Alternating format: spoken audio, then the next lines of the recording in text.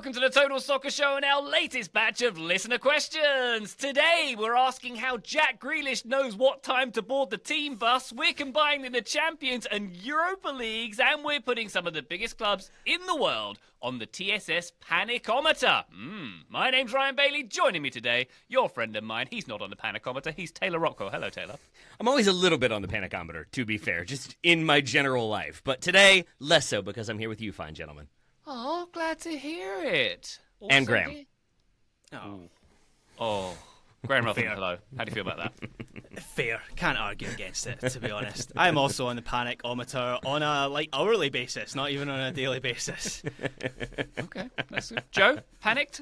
Joe Laureatis? I think I'm good. I mean, Taylor, you're just kicking Graham while he's down, man. You know that he's going to agree with you. He's like, yeah, I'm dirt. Let's move on. That's the Scottish disposition right there. It really is. That's my brand. Total Soccer Show, everybody. The US's premier soccer podcast with you on the feed. Thank you for joining us. If you'd like to support us, by the way, patreon.com/Total Soccer Show is where you can support us if you choose to do so. Bonus episodes, bonus video, access to our Discord server where you can leave listener questions if you choose to do so, by the way. Patreon.com/Total Soccer Show. Coming to the feed this week, the bonus feed, TSS Plus, that is. We've got bonus listener question hitting the feed very shortly. We're going to be talking about the MLS onside doc. Graham, you onside? Quick preview. I'm as onside as Pippo Inzaghi was throughout his career. Wow. I'm enjoying it, so I'm looking forward to talking about the drive to survive. There's been so much hype about this documentary series, or at least there has been in my circles, and also they've been pushing it a lot on the MLS broadcasts, so I was excited to start it over the weekend, and I am enjoying it, so let's talk about it. Oh, it's big in my circles. Look at this guy showing off that he's got circles. Wow. I mean, my circle is basically frontofficesports.com, where they've been reporting on it a lot. That's my circle. My circle's U3. Squared circle. There we are. Ah, that's Aww. nice. Lovely. Mine is a triangle without you, Ryan. Triangle of sadness. Get roasted. All right, listener questions are here. Thank you very much, everybody who submitted one. Let's get straight into it, shall we? Look who submitted, Joe. Look who submitted Can't wait. on Discord. Do it. It's Texas Husia. Thank you very much for getting in touch with us. It gets further and further away. I like saying so it, but also Texas Husia, he submits good questions. They submit good questions, so thank you very much indeed, including this one. If the Europa Conference League combine to form one giant knockout in-season tournament, would that be better than the current format for both tournaments? I realise I conflated in my intro the Champions League and the Europa League. It's in fact the Europa League and the Europa Conference League that Texas Husia is proposing that we combine here. Joe, the answer is yes. Next question. Yes, it is. For the neutral fan, it absolutely is. I also love how you've played with the Hus and added like sort of the extra bit on the S kind of Z sound, but also adding the much more French "ie" at the end instead, I think is really taking it to another level. Props to you for that. I do think that this is better for the neutral fan because we don't see a lot of full-on knockout competitions in soccer. We see them in domestic cup competitions. We don't see them anywhere else. There is no other like single elimination knockout competition that is of the mold that Texas Hoosier is describing here. So I think this would be fun. I would enjoy. I guess I'm talking about myself as a neutral fan here. I would enjoy the Europa League and Europa Conference League more if they were to adopt this format. It would be more interesting to me. I would probably watch, not a lot more of it, but definitely a little bit more of it because, let's face it, I'm not watching a lot of it right now. Is this better for the teams involved, for the fans of the teams involved, and for UEFA? I don't think so, right? Because this is, ultimately, it's less soccer in a lot of ways, and that is not a great thing when you're trying to generate revenue, which is a huge function of these European competitions for the teams themselves. If you're a smaller team, if you're a larger team in a smaller league in Europe, you can generate genuine revenue from these sorts of things. And if you only get to show up and play one game in the Europa Conference League or the Europa League, that can be problematic. Yeah. I don't think this would ever get there, but would I enjoy it more? Yeah, I probably would. It's the combination factor. Joe, I like the idea of a straight knockout. If we're talking about having a straight knockout for the Europa League and the Conference League, then I'm fully on board with that. But combining the two is the thing that I don't like because this would basically be a death knell for the Conference League teams. Because I think there's a bigger gap with the exception of Chelsea, who are in the Conference League this season. I think there's a bigger gap in quality of teams between the Conference League and the Europa League. I'm just trying to think about this and if I actually believe this. Yeah, I think I do. I think there's a bigger gap between the Conference League and the Europa League than the Europa League. I've made it this far, Ryan. I'm going to make the point. Than between the Europa League and the Champions League. So if you look at the Europa League last 16 this season, you've got Spurs, Man United, Lyon, Fenerbahce, Ajax, Eintracht Frankfurt, Roma, Athletic Club, Lazio. These are big clubs. These are clubs that recently have been in the Champions League. You go into the Conference League, and with the exception of Chelsea, certainly, maybe Real Betis, maybe Fiorentina, there's a big difference. It's clubs like Molde and Paphos and Lugano and Cercle Bruges, and I'll be honest, a few clubs in there that I haven't even heard of, like Borac Banja Luka, who are apparently Bosnian. So that's another slight by me against that country. So I like that. I like that thing about the Conference League. I learn more about the teams that I don't know anything about. I think I'm sensitive to this from a Scottish point of view as well, because it's clubs like Aberdeen and Hearts and Hibs who have been completely cut adrift by European football over the last decade. And they get into these competitions. They should be going further in this competition, in these competition. But nonetheless, we had like Shamrock Rovers taking Molde all the way in the last 24 tie. So I get Joe's point, like how much are the neutrals genuinely interested in those teams and those matches? But I am a sicko. I am interested in those matches. Long live the Conference League. I think that's all totally fair, Graham. And sorry, Taylor, I want to hear your thoughts on this. My only potential rebuttal to all of that, because I think you make great points, frankly, there is a huge gulf in squad value when you look at the average squad value outside of Chelsea, maybe as we've already said, in the Conference League compared to that of the Europa League. There is that gulf. That is 100% real, and you're exactly right. I think if there is one tournament format that can compensate for that, it is a pure knockout tournament, where the fewer games you play, the more variance you encourage, and soccer is already an incredibly high variance sport because there's so few goals scored and so few shots taken in the first place. If there is any structure that can accommodate that gulf in quality, it is a single elimination knockout gigantic tournament. So I would still enjoy it. Also, it's not going to happen. So I think Graham is probably right here. Taylor?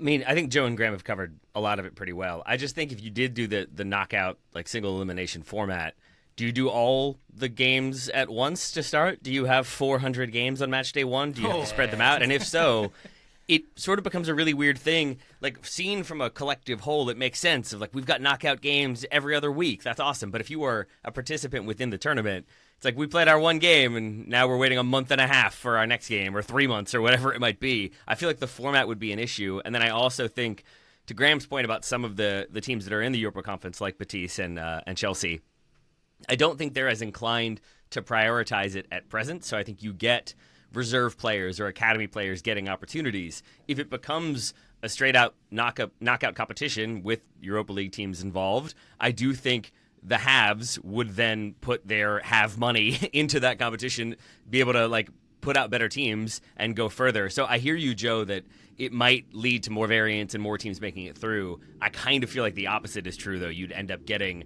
the same old clubs making it into the knockout round. That's not always the case, but it does feel like that's what would end up being more so the norm than the outlier. All right. Thank you very much. Thursday nights will never be the same. Maybe they will. Texas Hussier, thank you very much for your question there. Ryan, can I ask a philosophical question before we move on? Always.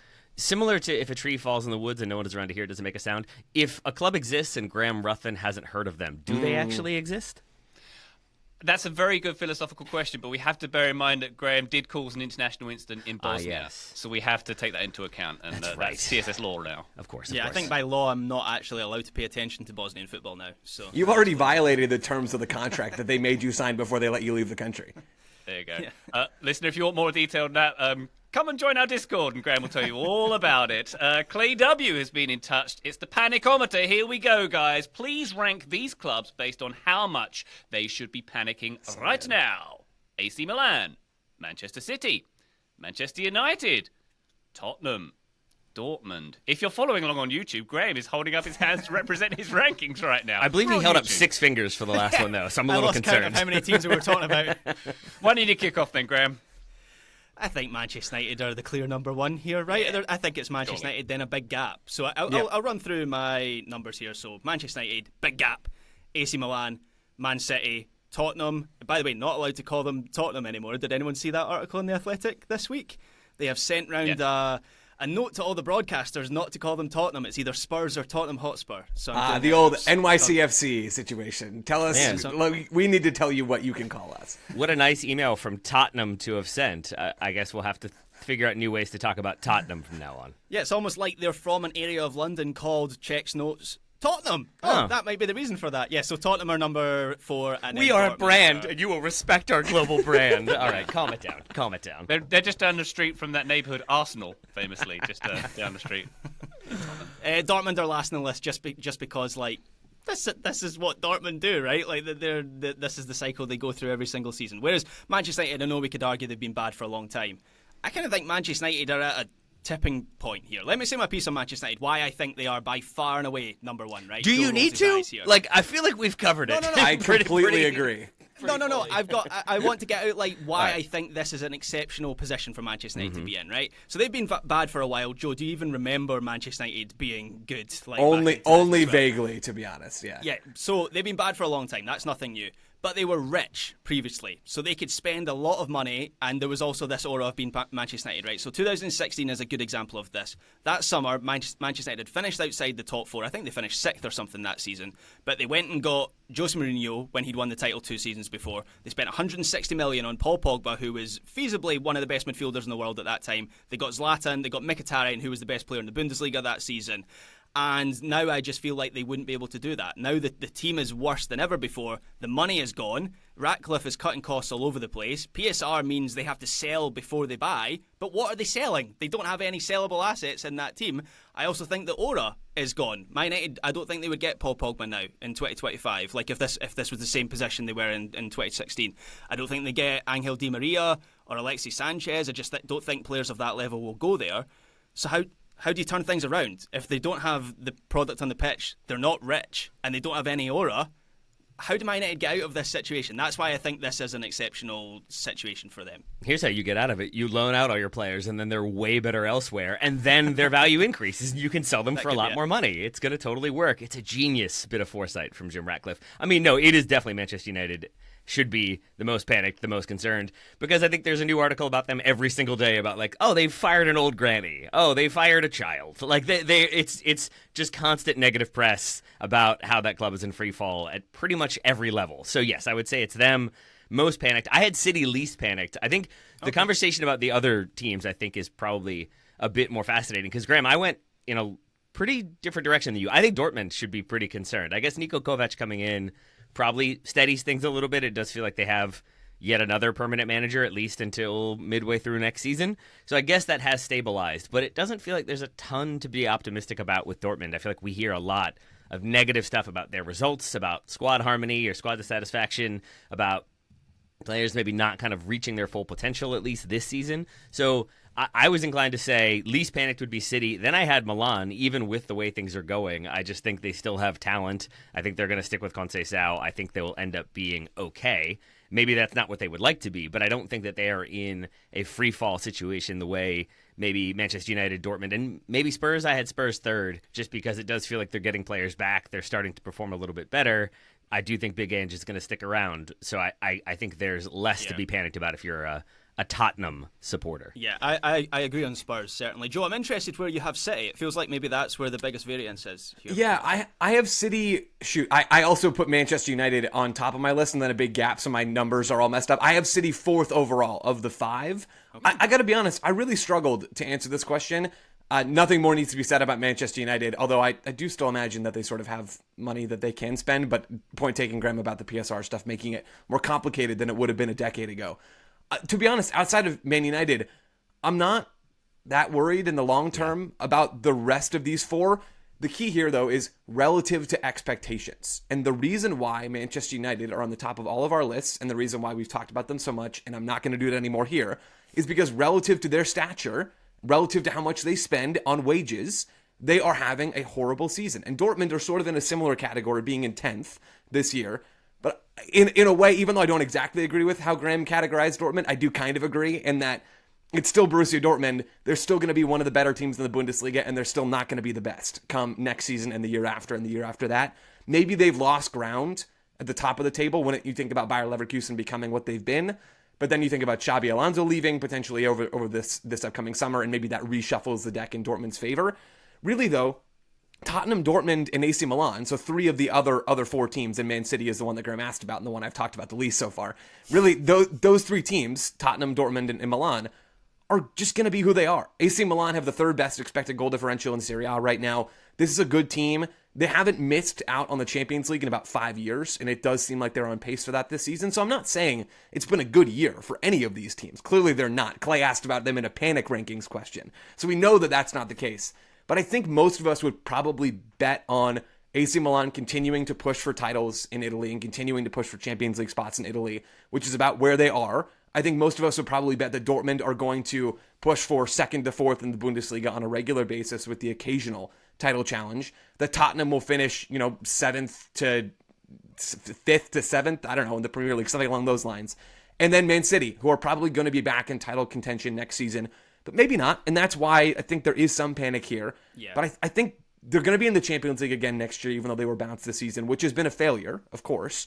But they're going to get Rodri back. Pep is still around. They still have talent in this team. And I think they've learned that I think they've clarified what changes need to be made to the squad after this season. And I would imagine we're going to see this team bounce back. Whether that'll be to the title or not in 26, 27, 25, 26, I really don't know. Yeah, I would probably bet that you're right there, Joe. But the reason I've put City 3rd, a little bit higher than you, is I think for the first time in Pep's time at Man City, there is this thing where he's having to prove that he's still Pep Guardiola, right? Where this team just hasn't looked like a Pep team this season. And it has crossed my mind. I've spoken about this before. There's this theory. It's not my theory. I see it, but it bounces around social media every so often, that managers have a 10-year cycle, right? Now, Pep has obviously exceeded that, but it does cross my mind that maybe with the exception of Sir Alex Ferguson, I can't really think of a top-level manager, even the best, that hasn't at some point come down the other side of the mountain. Now, I thought Pep would be immune to that because he's so willing to change. But has he gone so far away from what he does best that now he's kind of lacking in an identity? So I think there's a question about Pep Guardiola. And what's folded into this, as I look at that squad, Man City, for a cycle of this team, they hit with pretty much every big signing they made. They hit with Kevin De Bruyne, they hit with Kyle Walker, they hit with Ilkay Gundogan. And all 3 of those players, Kyle Walker's already out on loan to AC Milan, and Gundogan's going to leave, De Bruyne's going to leave at the end of the season. It seems like they have to replace those players. And I just think that's so difficult. It's such a competitive market where, Chelsea will be interested in any player that Man City are interested in, or Real Madrid or Barcelona. Like, it's so difficult for them to replace those key pillars of that team that I don't think it's guaranteed that Man City are competitive for the title next season. I think the only thing in response to that, Graham, would be that there was a lot of, I think there's possibly a question about Pep. It could be difficult. It might be hard for them to do this. Whereas I think with some of the other clubs on this list that I had as more panicked than City, there are more immediate, definite issues to be resolved that aren't, it could go wrong, or what are they going to do if Pep is past his cycle, or will they be able to replace Cheeky Begiristain? I think for Manchester United, Dortmund, Spurs, maybe there are more pressing, immediate questions that are obvious issues. So I think that's where I think with City, we just know I have the full kind of expectation that Pep will get a better result out of his team next season. I think there's always going to be a lull when you've had the successes they've had, and you have to kind of freshen things up. And I think he tends to do well with that. There is, we haven't talked about it much. There is the reporting that his divorce is impacting him on a personal level and making maybe this season less enjoyable for him. So maybe that's also something that he gets his head right in the summer and comes back and is ready to go. Whereas by that point, maybe some of these clubs have divorced themselves from their present managers or present front offices. So that might also have them a bit more panicked. Maybe so.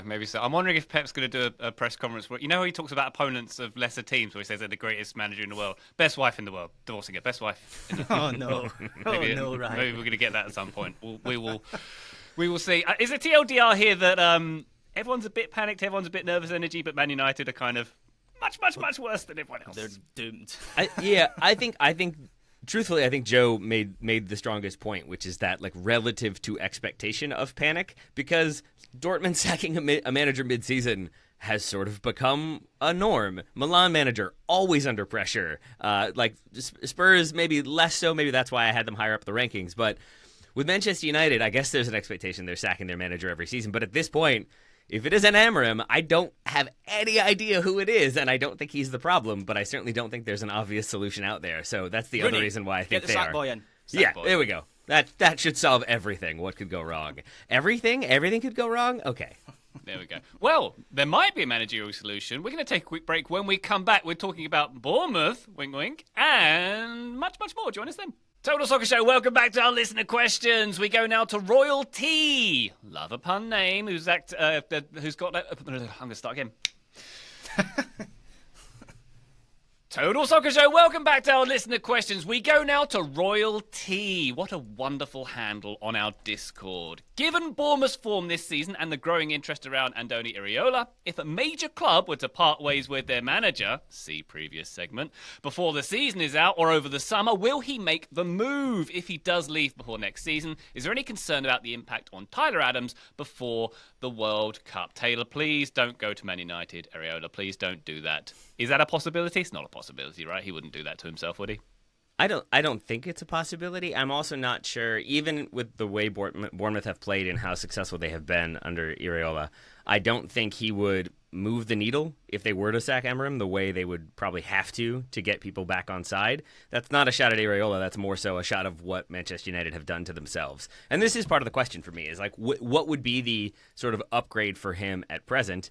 I don't think Chelsea's going to sack their manager. Liverpool certainly won't, nor will City. United would be maybe one, but I don't think they're going to do anything along those lines either. Maybe Newcastle with Eddie Howe, but I think that would also be a mistake. So I do think some of this is that I'm not sure there is an obvious place for him to move. But he probably could, because he's done an excellent job with Bournemouth, and I think there would be clubs out there that would be very wise to make inquiries and see how available he might be. I don't think it would have a huge impact on Tyler Adams, sort of because I think Tyler Adams has shown himself to be, like, regardless of who the manager is, when there's a change at Leipzig, I think he kind of ends up pulling himself back into the starting 11. I think that's been the case with Bournemouth. Maybe less so with Leeds, but there's extenuating circumstances there. I just think Tyler Adams is who he is, and I think any manager who needs a covering a lot of ground, making key plays defensively, midfielder, I think is going to value Tyler Adams. So that's what I'm inclined to say, but now I welcome Graham and Joe to open up the panic meter. Panic, Graham, panic. No, I'm not panicked at all with Tyler Adams. I think the main concern with Tyler Adams in the build-up to the World Cup is his fitness, right? Obviously, he's had a good prolonged run of games now, which is excellent. I think he's in the form of his life at the moment. I haven't seen him play better at any point in his career, even at Leipzig, than he is now for Bournemouth. So that's great. It's just if he can stay fit up until that tournament. With Iraola, I mean, he was linked with Real Madrid just last week. There was reporting in Spain and also in England that apparently he's on the list to replace Carlo Ancelotti. It's an open secret that Real Madrid want to replace him at the end of the season, no matter what happens, even if they win the Champions League. But a certain Xabi Alonso is also on that list, and we were talking about a big gap between Manchester United and the other teams in the panicometer. I think there's a big gap between Xabi Alonso and anyone else in the desireometer of Real Madrid for him to be their next manager. I think Iraola's class. Like, I think he's a quality manager. I think he's going to take his time to take the next step, and I do envisage at some point he will take the next step. I look at when he was at Rayo in La Liga. He had 2 or 3 offers to go to England, the strongest of which was from Leeds United. They sacked their manager. I can't remember. It was that season where they sacked like 3 managers in quick succession. It might have been Jesse Marsh, actually. And they sacked Jesse Marsh in the anticipation that Iraola was going to be their new manager, and he turned them down. He didn't go to the Premier League at that time. He didn't want to come into that situation. He didn't want to go into a relegation battle. So when the time comes, I think Iraola will be smart. He'll want to have a pre-season with a group of players. And to your point, Taylor, it's a little bit difficult to envisage where he could go at this point. So I sort of at this point fully expect that he will be at Bournemouth for the start of next season. I'll do the Tyler Adams bit first. And I think I agree with most everything that's been said. I guess a little more nuance on Adams. I think as little change as is possible is best, certainly for him when you're in a stable situation. There are things that Tyler Adams does very well, and those things happen to fit quite well with what Iraola likes to do, especially defensively, with a really aggressive and at times chaotic sort of setup that the ball moves very quickly. There's a lot of energy on the field. That's Tyler Adams in a nutshell. Tyler Adams does not do some other things very well, which is mostly distributing and having clean touches in tight spots. When you change coaches, there's not necessarily a guarantee that the next manager is going to come in and play to your strengths in the way that Iraola has done. Maybe not completely, because Tyler Adams is like sort of a limited player, but he's excellent at the things that he is good at. So I know I'm trying to be careful with Taylor. I saw those eyebrows raised, Ryan. So I think that the less change, the better for Tyler Adams. So I wouldn't be panicked, and fitness is by far the larger concern, as has already been said. But, I mean, if you can keep the status quo from a USMNT Adams perspective, that's absolutely what you want. Now, on Iriola, I think the framing around him as this, like, one of this next up-and-coming group of managers, right? He's in that category. We think about Xabi Alonso, you think about Iriola, who have both been mentioned in this segment. Iriola is clearly a very, very astute tactician. And I know I make jokes that coaches don't matter. The real joke is that they don't matter as much as we think they do. And Iriola said as much to The Athletic in a recent piece, which was great, and I love him for that. It's true. But coaches do matter. They do have an impact, and they do shape the way that their teams play, and they do shape how the players on the field are able to execute. I would enjoy seeing Iriola move to a bigger club. It would mean likely that we would probably end up talking about them a little more. Although we have talked about Bournemouth a lot this year. I would probably end up watching a little more along the way. That said, I'm not 100% sure that Iriola would be like the slam dunk hire for, say, Real Madrid. In fact, I think he'd be maybe a really risky hire for Real Madrid, especially. Bournemouth, tactically, when you think about how they play under Iriola, they don't dominate the ball. They can play with it, and they've strung together some really nice sequences of possession. They have great players, but they don't tend to dominate possession. They attack really, really quickly. They lead the league in long pass attempts, according to FBref. They're second in the league in crosses. Those are not the traits of a big club. And I know that Bournemouth aren't a big club, right? They're a small club in the Premier League, and they're having a great season. So I understand that, but Iriola has not made his money. Iriola has not made Bournemouth their money by playing the same controlled style that is very much in vogue at the top clubs around the world.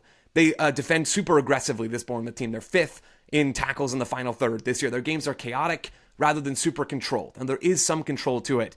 But I think Tyler Adams maybe used the phrase controlled chaos, and it feels pretty fitting when you think about how Iriola coaches this team.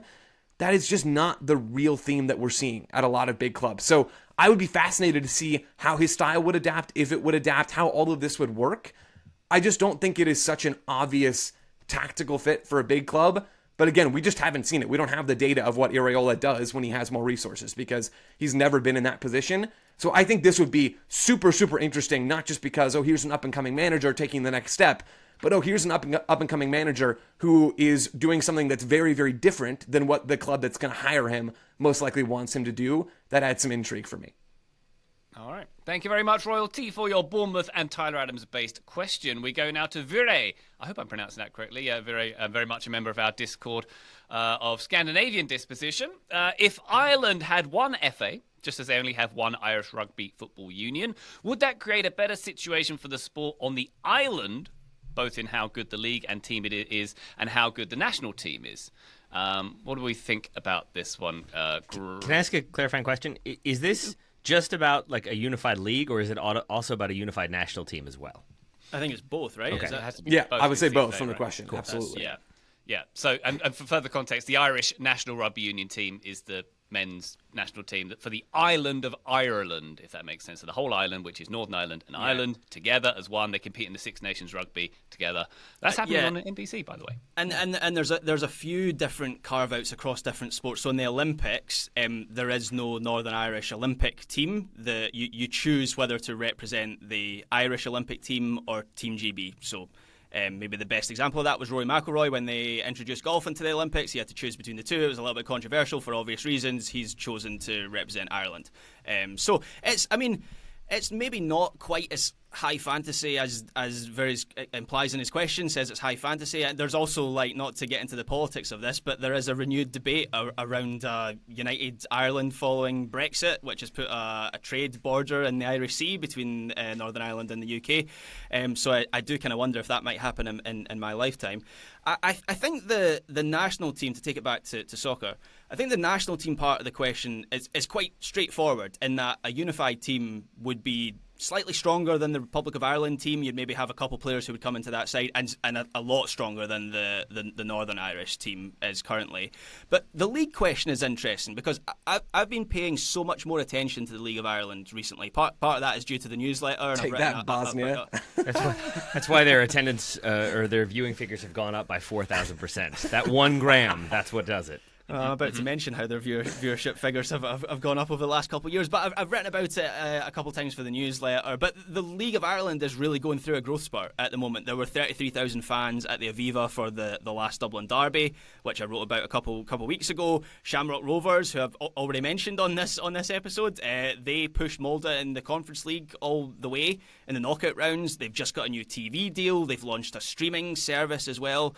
So there's a lot of growth happening in the League of Ireland. You contrast that to Northern Ireland, where there are real issues with funding and governance of the sport in that country. I know they announced a new football, like a national football centre this week, which was notable because there's been so little investment in Northern Irish football. You look at the farce over Casement Park being used at the next Euros. That's left a real bitter taste. Northern Ireland's going to be the only country of the 4 British countries, UK countries, not to host Euros games. They were meant to, but it doesn't look like they're going to get that stadium built in time. So there's real issues with governance, investment, infrastructure in Northern Ireland. But you do have like large clubs in Linfield and Glentoran and Crusaders who I think would add something to the League of Ireland in terms of their stature. So I do think a unified League of Ireland would be worth something. There are obviously there's like a minefield to walk through before you get to that point, though. Can I ask about that minefield for a moment? Because this is coming from a position of ignorance, obviously having not lived in the UK or in Ireland. I should stress that. My assumption is that there wouldn't be as big of a divide. Like if you combine the national team now as there would have been in the 70s or 80s, do you feel like there would still be divisions based on old divisions, or do you feel like the younger generation there is less of a divide than there was previously? You mean like societal divisions, right? Yes. Like non-soccer divisions. Like, you know how we always heard that like the old Belgium teams would always like clash over Flemish speakers versus like Dutch speakers, and there was always sort of divides within the locker room based on where you're from. Would that still be the case, or do you feel like it would be a more blended team? No, in certain communities, in certain aspects, yeah, there would still be huge division. It would be a massive talking point. And I still kind of wonder if we are at least a decade away from anything like that happening. We talk about the Olympics and, well, rugby, to be fair, I don't really know the history of rugby. I'm not a rugby fan. I don't know whether that's been the case for like 100 years and it's just sort of an accepted thing. I don't know whether there was a merging of like two unions there. But with like the Olympics, the fact of the matter is it happens every 4 years. It's not in the public eye as much as football. People kind of just get over it more quickly. So, yeah, I don't know if it'll happen like imminently, but I mentioned Brexit. Brexit has made this debate much more pertinent, where there are people in Northern Ireland looking at the Republic of Ireland and thinking, well, maybe it would be more beneficial to be in the EU and part of a unified Ireland. Of course, there are certain communities in Belfast in particular that would not accept that, so it would still be an issue. I do think you would get just broadly more interest in the league if it were unified, to see how it was going and to see if it was working and what issues there were, how those issues were being resolved. I think like I would want to cover that. So I think in that way there would be more interest. There would probably be a little bit more money as a result. So maybe it would strengthen the league if it unified from that perspective. Yeah, I think that's all fair and is super helpful context that frankly I lack on all this.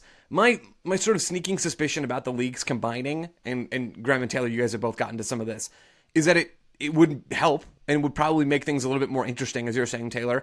And I do think there's value that could be garnered here by combining these. I think the amount of value is very, very small. I don't think that this would be a transformative change that would help this new combined league skyrocket up the league rankings and garner a ton of sustained, maybe that's the key, international interest. Realistically, what we're talking about here is taking the League of Ireland. We're taking the teams that are playing in Ireland right now and adding in a few clubs that are like in the 2,000th to 4,000th best clubs in the world into that league. And I just don't know that is a great way to capture so much more interest. Maybe the narrative part helps more than I'm giving it credit for, because I really do think this is coming from someone who thinks a lot about MLS's status in the league hierarchy and how to capture more attention, and we'll have some conversation about that on the feed next week. I think that telling stories is huge and is probably an underrated part of how fans come to your product and stay with your product.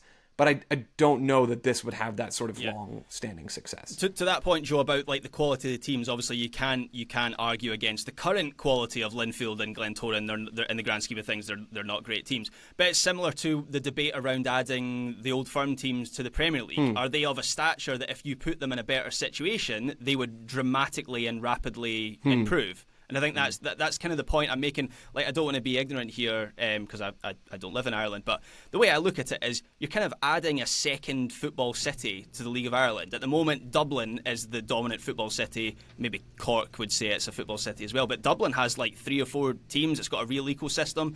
Belfast has something similar. So all of a sudden you've got 2 kind of hubs of teams being added to the League of Ireland. And if you're to project forward, maybe that helps the league grow. Yeah, there is the idea that a rising tide lifts all boats, right? So I suppose there's a principle there. But obviously this is as we've established, this is a very complicated issue with Ireland and Northern Ireland. Maybe there's some parallels with sort of the Benelux countries and, Luxembourg and Holland. There's talk every so often of them combining every leagues 5 years they have a discussion about it. Exactly. Obviously, there's a bit more political and historical context with Ireland and Northern Ireland as well. But, I mean, maybe Graham, is there in the same case as rugby, soccer isn't the dominant sport in Ireland. So maybe it becomes an easier diplomatic situation when it's not the prominent sporting discourse, arguably. I don't know. Yeah, potentially. I think if you're looking at this from a pure soccer point of view, it kind of makes sense. I think there's more upside than downside, to be honest. But obviously you can't look at this through the prism of soccer alone. There are other things to consider. Yeah, absolutely. Vera, thank you very much for your question. Very interesting debate from that one. Let's take a quick break. When we come back, we're going to find out how Jack Grealish knows when to get on the bus. Join us then. Total Soccer Show, welcome back to our listener questions. Shreyas has been in touch. Hello, Shreyas, via our Discord. Here's the question. How do clubs communicate internally about operations and such? Does Pep Guardiola email firstteamsquad@mancity.com with the subject line, this week's tactics? God, I hope he does. With notes 4 to look a.m. over. Group email. Oh my God. And then 4:15 and then 4:30. Yeah. Is there an all-club Slack or a Teams chat where Jack Grealish annoys everyone by sharing too many memes? I'm thinking more of the things like what time training is and when to show up for the team bus. I found out from a player with Premier League and Major League Soccer experience what their experience is of this kind of thing. So Ashley Westwood. Ashley Westwood, captain of Charlotte FC, had a chat. My guess was Brent Bronico until you said Premier League. Yeah, Brant's busy. He's got a newborn. But I spoke to Ash, who said, so Charlotte FC, they have an actual app that they pay for and use, which all their communication goes through. So it's got their entire schedule on it. It's got their breakfast times, their meeting times, training time.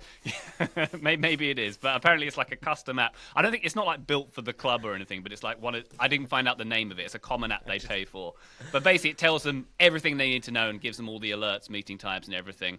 And he said when they're at Burnley, it was a bit less organised than that. It was a WhatsApp group. So everyone was on the WhatsApp group that got told what they were doing. So that's my findings, Graham, or from a professional. Did you find anything that differs from that? Well, certainly they don't have an app at Hearts, which was the club that I spoke to someone who works for them. Not a player, I have to say, a member of staff there. But he was saying that basically there's a group chat for players. There is any group chat for coaching staff and players and many other members of staff as well, which maybe they would put in something like the bus leaves at this time. But what I found really interesting is, so in Shreyas' question, he talks about kind of tactics and how they would communicate tactics. Well, the person that I asked said that if you're talking about like broad picture full team tactics, that sort of stuff is communicated in team meetings or group analysis sessions, and then from that players will be able to take notes and take those away from them. What they will do though is if they have like game tape, or if the analysis department have some game tape or notes they want to pass on to players individually, they'll like email them or Dropbox them or something like that, and then they'll WhatsApp them some notes from that. So and apparently like every professional footballer that's ever played football has an iPad. That's a thing that I was told, that they all have iPads, because I was like, do they have laptops? I couldn't envisage like Jack Grealish having a MacBook. Apparently they all have iPads, so they can watch all those things on their iPads. Yeah. I can't imagine not having a laptop. Can you guys think about that for a second? Like, what would your life be like if you didn't have a laptop? That's You need blowing a my It'd be laptop so for, good, like- Joe. It'd be great. Wouldn't I it? love it. There are certain laptop jobs, like how do you book flights? I think anything over the price of like £50 or like $50, you have to buy on a laptop. That's on the laptop. Yeah, it's a laptop It's a decision. laptop job. No doubt. Yeah. The thing that I'll add, I think a lot has been said already that's spot on. There are team administrators that work for, I mean, every serious club, or every professional club has a team administrator. They're in charge of scheduling a bunch of this stuff. I talked to my buddy Kyle, who works in the PR department here in Phoenix for Phoenix Rising. And that was one of the points that he raised is they'll work to coordinate schedules and when to arrive at airports, buses, hotels, all that sort of stuff. They'll book that stuff. They'll help communicate logistics. The form of that might vary from club to club. Ryan, you're talking about Charlotte using that app. There's a lot of in-person communication. There's a lot of WhatsApp communication. All that stuff happens. The in-person side is the other thing that I wanted to drill down on. There is a real consistent cadence to how most teams tend to operate. Training is basically at the same time every single day. Usually you have the same off day unless you for some reason are playing on a Saturday instead of a Sunday, instead of a Saturday. Most of the cadence is going to be exactly the same from one week to the next week to the next week. Changes don't tend to happen a ton. And when those things happen, they'll get communicated through the various channels that we've talked about. The other tactical thing, both internal coaching staff and analysis department stuff, and then also coaches to player kind of stuff, a lot of that happens in person too, right? There are dedicated meetings and offices where coaches will get together and they'll have planning chats. And I thought the onside doc that we referenced earlier from MLS did a good job of showing some of those conversations in Philly and for the Galaxy. Coaches meet, they talk, they plan, they meet with players, as Graham said, in sort of team-wide analysis sessions. And there are also times when they'll meet in person with players. They won't just send them film over to watch on their team-issued iPad or whatever it is. They'll also just break it down in person. That stuff doesn't happen all the time, but it does happen. So a lot of this is in-person stuff too. Yeah. Graham, you've reminded me, there is a meme where I think when a task gets serious, you have to switch to the laptop from your phone. And I think Totally. maybe booking flights might be the threshold, actually. You've highlighted it there. Taylor, as much as one can have apps and have WhatsApp groups, there's always going to be someone in the group who's not very good at checking their phone and stuff. So there's still. Hi. Oh, there. I didn't want why you've come to to put your for this name on part? it, Taylor. I didn't want to do that. Well, but hey. that was going to be my question for you three based on the people you talked to. How much personal responsibility is emphasized versus how much coddling and hand-holding is there? Because my assumption is that, I don't know, for like lower league teams who don't have the budget, maybe there's going to be less and more so like you're expected to be there on time. I felt like with maybe like Premier League clubs, there's going to be more. You have a dedicated assistant from the club who's responsible for communicating times and checking in with you. And that's not meant to be a shot. I think these guys have a lot going on and they're youngsters. I know when I was younger, I definitely would sleep through an alarm here and there or so I assumed there was more, I guess, connection to the club or more involvement from the club. And it sounds like there is a bit more individual responsibility than I expected. I think it probably varies club to club and also person to person. But like, say Man City, they literally have a coddling and hand-holding department, don't they? Their attitude is, we want the players only to focus on the soccer. So like, we'll pay their mortgage, we'll do all their bills, we'll do everything admin around their life. They have like a giant office that does all of that for them. So I'd imagine there's someone at Jack Grealish's door to sort of grab him by the collar and take him to training some days. I suspect. Yeah. Or if you're Wayne Rooney, you just tweet Rio Ferdinand asking if he wants picked up in the morning. Pick up in the morning. Pick up in the morning, pal. Like I ask largely because like for me at least, not as an excuse, just as sharing. Like I have pretty severe ADHD, and so if something isn't like right in front of me, it's kind of gone. And I think I could see how that would happen with a footballer of like, oh yeah, 9 a.m. tomorrow, sure, and then just kind of like doesn't really focus on it again until the next day. And so Ryan was gone for a moment. Ryan's back. Okay, I lost track of Ryan. I didn't know where he had gone. So I do then wonder if clubs have to kind of account for things like that, account for like mental health issues and the like, and make sure that there are people there who are sort of checking in less of a, hey, dummy, you need to be on the bus, and more so like helping the person learn better structure, better scheduling, better organization. So I suspect that is not a thing that clubs prioritize, but I hope it is, because I think it would be a useful life skill for teenagers and early 20s to kind of learn those things along the way instead of just learning how to kick a ball into a net. There you go. That's important too. Shreyas, thank you very much indeed for your question there. I hope that was a helpful answer. One more question for this episode from Guy Yedwab, who says, my 9-year-old child came home asking to listen to Waka Waka, the 2010 World Cup anthem. No idea how that happened, said Guy. My question, I mean, I know. Stolen banger, but banger. Yeah. It's an awesome song. That's how it happened. Yeah, basically. Stolen banger? I don't know. Yeah, it's like she pretty much ripped off that entire song from like a Dominican band from the 70s. I know that sounds ridiculous. It's not. It's fully the exact same song with the same lyrics. Anyway, still a good song. It's Time for Africa was in the Dominican song? It's like the Saminamina Waka Waka Saminamina Sangalewa. And then I think she added the This Time for Africa. If that wasn't in your head already, listener, now it is. So You're Taylor welcome. has done the refrain. There we go. To continue with the question, if your home country hosted the World Cup or is about to for reals, who should do the official song and what should it be called? Where should the next World Cup be held for musical reasons alone? All right, Taylor, I'm going to fantasize that England gets a World Cup. It's been not had a very good track record in trying to win one of those anytime soon. Obviously. Yeah, they only awarded the the nations with footballing history. Like Qatar. Yeah. And Saudi Arabia. Does that And hold up? USA. Yeah. I'm going to have the greatest current musical act in British history. Oasis, obviously, are going to do the anthem. Current They've is already being got- generous they- there, but sure. They've already got the anthem. Is one I've mentioned earlier on the feed this week. That is the song that is played at every single major tournament that England participate in on the BBC's closing montage. It is the song that was referenced by Manchester City fans on their Rodri banner. It's Stop Crying Your Heart Out, because eventually that song will be needed. It is a song that we all need, See- but we don't know it yet. But does that fulfill the remit, Ryan? Because my understanding of like official tournament anthems, so the one at the Euros was won by One Republic or something, and it is ingrained on my mind because they play it before the game to get everyone up for the match. I don't know if "Stop Crying Your Heart Out" is gonna do that, or is that just setting the tone straight from the off Yeah. for England's inevitable last 16 exit? It's just better preparation, frankly, Graham. Right, got you. I know you're saying that that's an opinion. Obviously, I have a genuine question about that. My assumption with World Cup themes, with World Cup performances, is that they want, for lack of a better way of putting it, like people who can be controlled. Like, not that Shakira is just going to do whatever people tell her, but sort of I don't think she's going to get up there and be like, the World Cup's dumb. Whereas I feel like the Gallagher brothers might say something like that. So I did factor that into my answer, because I do think there are certain acts that maybe FIFA would worry would be too risky, even if they're not actually risky. And there is that like edginess that I think FIFA wouldn't want. Well, Taylor, I don't know who's going to do the 2026 song. I But do. if it's not Pitbull, I'll be very surprised. Well, the thing is, right, on that, we're surely getting one, because the last two tournaments there hasn't been like there was an official one for Russia and Qatar, but I Googled it because I couldn't remember who they were by. I've never heard of them, and this isn't a case of Graham being old and not having heard of the current pop stars. These were nobodies because nobody wanted to touch a World Cup in Qatar or Russia.